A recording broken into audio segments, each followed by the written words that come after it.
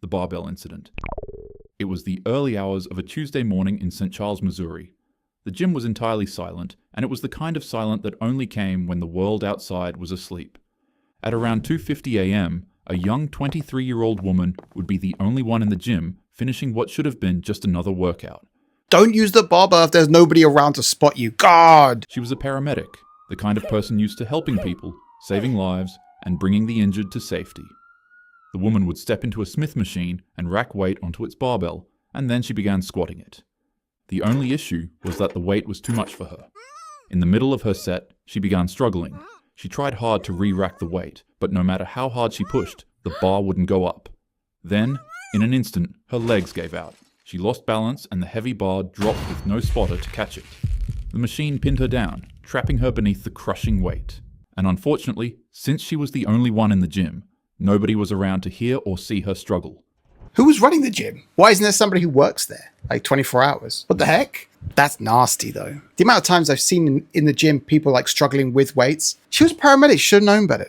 Still sad though. For nearly half an hour, she laid pinned and crushed under the pressure of the weight before another gym member finally walked in and found her. But by then, it was already too late.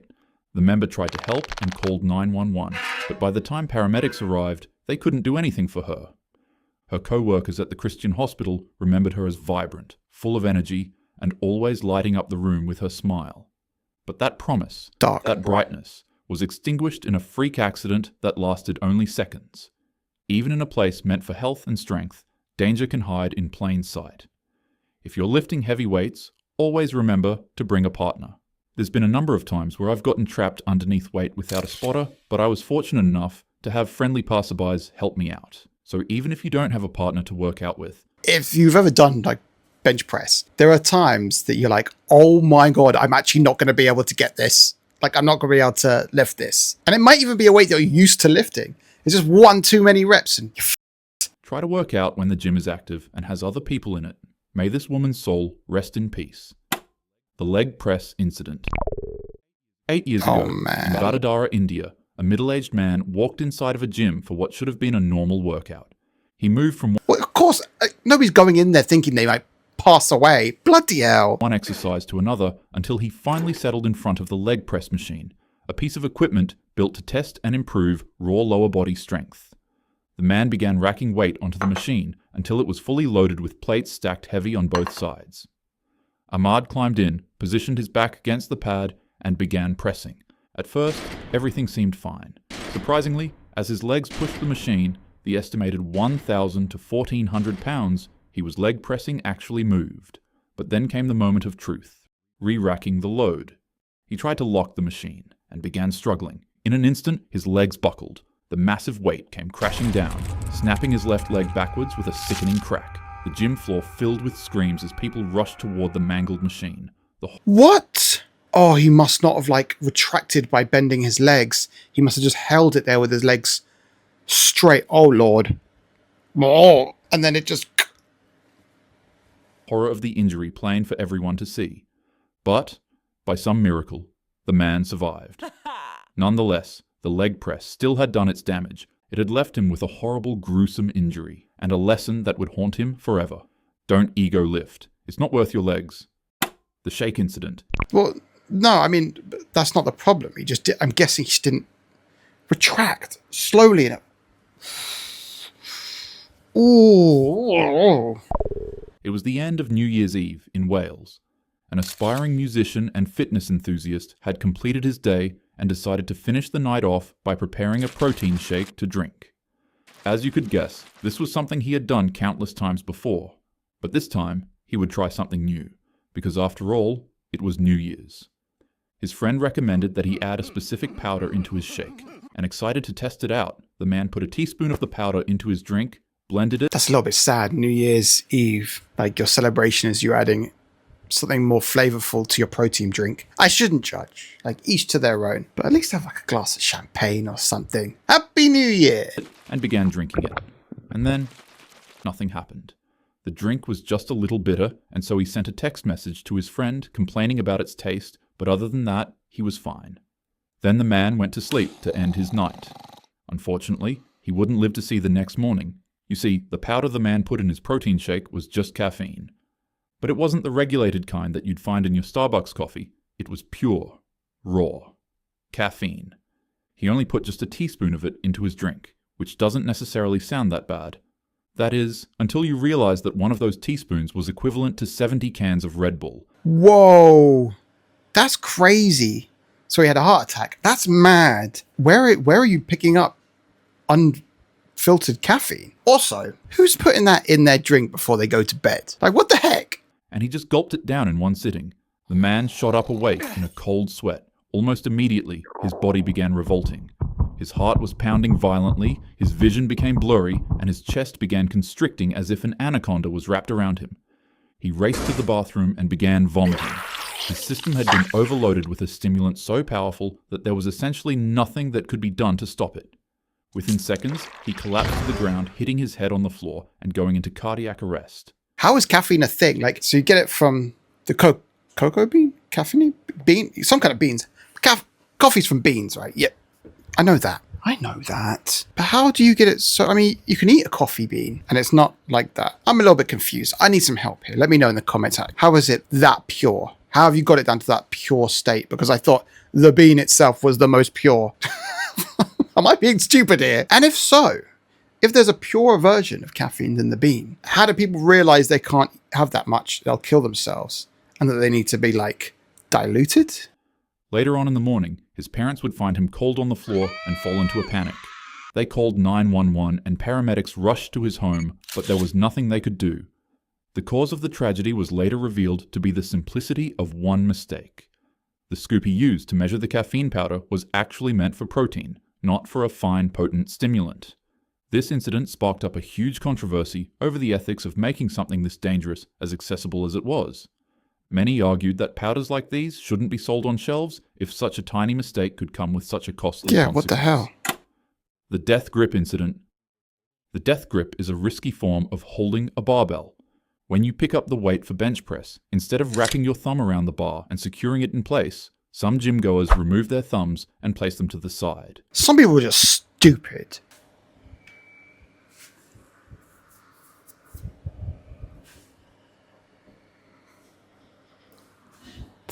Idiots. People say that this way of bench pressing helps them focus on pushing the weight more. Others claim that it makes their triceps activate. Nonetheless, it's a stylistic way of benching that is extremely dangerous. And on a Monday, at a gym in Ankeny, Iowa, a 22-year-old student at Iowa State University would find this out the hard way. The weights clanged, the music thumped, and lifters pushed themselves through the grind. For this young man, the bench press was just another part of his normal routine. It was something that he had done countless times before. That day, he made sure to fully load the bar to 315 pounds in an attempt to beat his PR max. Like, all you need is one sweaty palm. One palm to be more sweaty than normal, and it's gone. You cannot grip that way. There's a reason we have opposable thumbs. There's a reason evolution gave us them. It wasn't so you can get your personal best and activate your triceps. God damn it.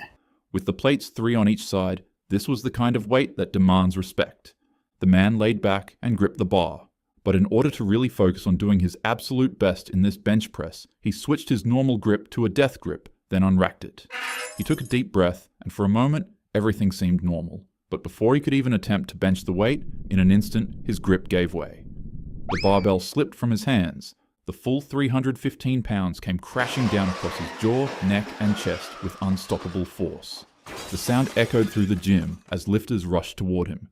Massive internal injuries were already done. His spotter and bystanders fought to pull the bar off, but the damage was irreversible. The man was rushed to the hospital, but despite everything doctors tried, he passed away from his injuries. His coach later said, "He was lifting weights, something I did with him 1,000 times. But that's the cruel truth of the bench press. It doesn't take recklessness, only a second of misfortune. I hit the gym frequently, and I won't lie. I might stop using the bench press. Just use the machines or dumbbells. That'd be a really bad way to go. I mean, the pain crushing you. That's a bad way to go. Oh, yeah. I usually find myself using a death grip whenever I'm doing bench press. But the truth is, no lift is worth your life. Always use a safe grip. Have a spotter, and never gamble with 300 pounds of steel. The gym should build you up, not bury you. May this man's soul rest in peace." The dumbbell incident. Oh, Lord. Now I can't even use dumbbells as well. Jesus. How am I going to get swole? It was a late evening inside a small gym in Medapalli, Telangana. The clients had finished their training, the weights were racked, and the silence was broken only by the clink of iron as a 34-year-old trainer and owner cleaned up his facility. But then, out of nowhere, the calm was shattered. 3 men walked into the facility, and for some odd reason, an argument broke about between the two parties. As the feud reached a boiling point, without warning, one of the men grabbed a heavy dumbbell and drove it into his face, instantly obliterating the man's head. The men began smashing the Okay, I think I'll be okay to use a dumbbell when I'm working out. Hopefully something like this doesn't happen. trainer's body with dumbbells, striking his chest again and again, with each blow being more devastating than the last. The trainer's body was left mangled on the ground, and the place that he had once built to help people improve their bodies and strength now became his final battleground. That's sad. The assailants fled immediately after, but luckily they were caught by the gym's security camera as they disappeared into the night. The man was rushed to a nearby hospital, but the injuries were too severe. Doctors fought to save him, but he succumbed during treatment. Investigators believe the motive may have been personal, a suspected love affair, or twisted grudge. Something definitely not worth a human life. The tanning incident. If they used dumbbells to kill him, they weren't planning on going in there to kill him. Because they would have bought like another weapon, right? They wouldn't just rely on using a dumbbell unless that's their defense. It was second-degree murder, not first-degree murder, because they weren't planning it. But they were secretly planning. They were secretly going, yeah, well, let's use a dumbbell. And then we can get a lesser charge if we're caught. Sneaky bastards. On a quiet Friday evening, a 39-year-old Indianapolis man walked into a Planet Fitness on Hardigan Street. He checked in, went about his routine, and got ready to leave after finishing everything he needed to finish. But before he left, he decided to make a quick stop in the gym's tanning bed to give his skin a nice finish. Gyms have tanning beds? That's got to be expensive, gym. I pay like 30 quid a month, and I'm pretty sure they don't have any weights. Look at my noodle arms.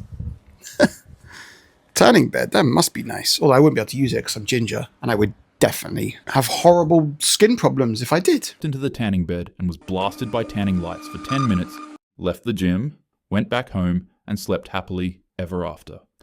Except that's not what happened. You see, the man's car was left parked in the gym's lot it never left, and his family became extremely worried when he didn't return home for a day. One day turned into 3 days. He wasn't still in the tanning booth. The truth finally came out. The man struggled with an addiction that I can't mention on YouTube.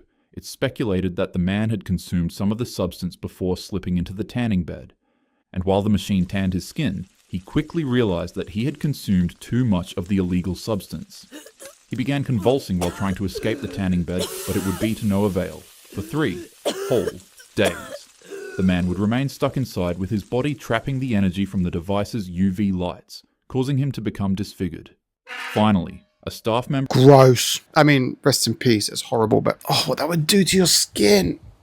What the heck? Like, what are you thinking? ...of the Planet Fitness discovered his body locked inside of the tanning bed. He had been there since Friday, alone, silent, and hidden in plain sight.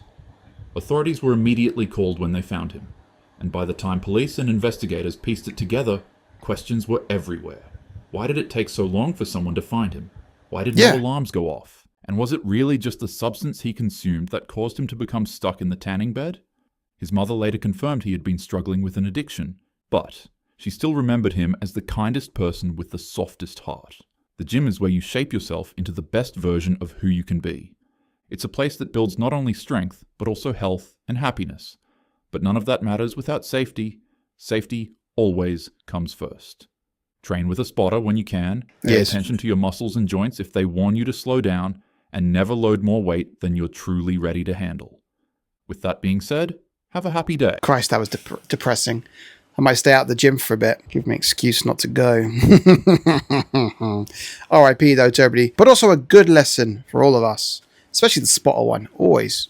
Like, never lift anything that heavy without a spotter or something like next to you, close to you. Don't do it. Don't go to the gym in the middle of the night. I want you to be fit and sexy, not dead. And I love you and leave you. I'll see you in the next one. It's